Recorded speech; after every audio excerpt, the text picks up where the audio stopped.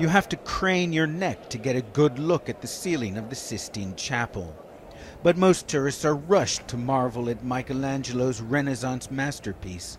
Awe overcomes the temporary discomfort. After 4 years of back and neck-breaking toil, his work was unveiled on the 31st of October in the year 1512, 500 years ago. Painting by Botticelli. Antonio Paolucci is the director of the Vatican Museums.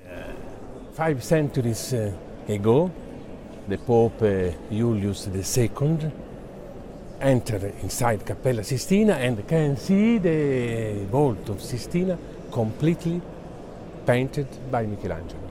The great work, the terrible work was finished.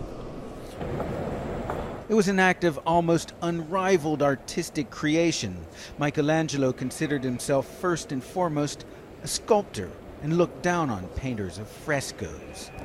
But Pope Julius II's invitation to paint the 5,000 square foot ceiling of the chapel was one Michelangelo, 33 years old at the time, could hardly refuse. In essence, he was learning on the job.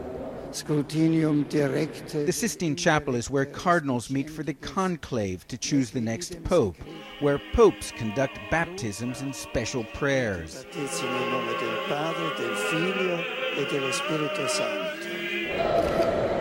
In the last half millennium, it has survived wars, political upheavals, and inclement weather with surprisingly little damage.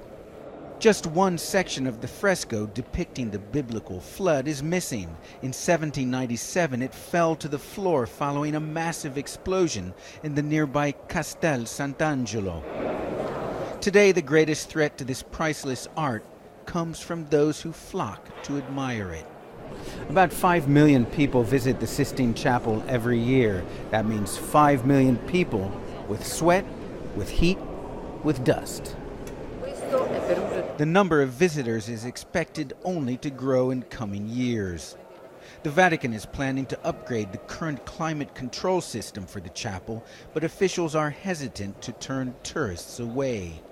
It's not possible in this moment to limit the number of visitors, of the Catholic that won't enter in Cappella Sistina from all countries of the world. Michelangelo returned in 1535 to paint the Last Judgment on the chapel's wall. It took 5 years to complete this work, a work art lovers no doubt hope will remain intact until Judgment Day. Ben Wiedemann, CNN, in the Vatican City.